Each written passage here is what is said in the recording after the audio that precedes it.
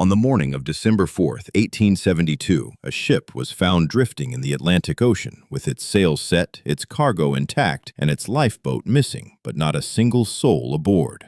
The vessel was the Mary Celeste, and what happened to the 10 people on board would become one of the greatest maritime mysteries in American history. She was a 282-ton brigantine built in 1861 in Nova Scotia, originally christened the Amazon.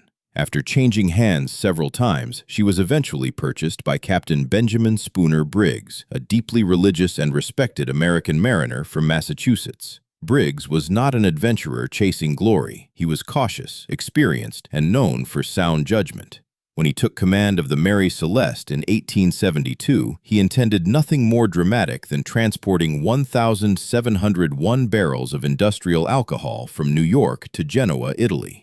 But Captain Briggs made a fateful decision. He brought his family. On November 7th, 1872, the Mary Celeste departed from Staten Island. On board were Captain Briggs, his wife Sarah, their 2-year-old daughter Sophia, and 7 crew members, carefully selected, experienced sailors. Letters written by Sarah before departure painted a picture of optimism. She described the voyage as pleasant, the captain confident, the crew capable. Nothing in those letters hinted at catastrophe. The Mary Celeste sailed east into the Atlantic. The weather reports from November of that year show moderate conditions, some rough seas, but nothing unusual for the season. Meanwhile, another ship, the Dei Gratia, captained by David Morehouse, an acquaintance of Briggs, left New York 8 days later, heading roughly along the same route. On December 4th, 1872, near the Azores, sailors aboard the Dei Gratia spotted a vessel behaving strangely. She yawed erratically. Her sails were partly set and partly in tatters. No one appeared on deck.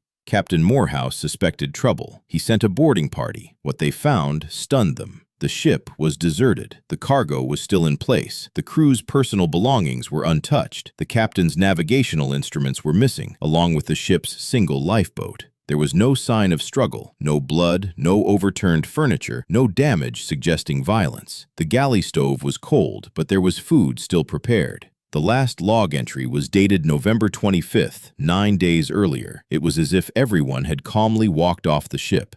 The boarding party conducted a meticulous inspection. About 9 barrels of alcohol were empty, but this was not unusual. Wooden barrels often leaked. The hold contained water, but not enough to endanger the ship. The pumps showed some minor disassembly, perhaps for maintenance. Importantly, the Mary Celeste was seaworthy. She could have easily completed her journey. So why would an experienced captain abandon a perfectly functional ship in the open Atlantic? The Dei Gratia crew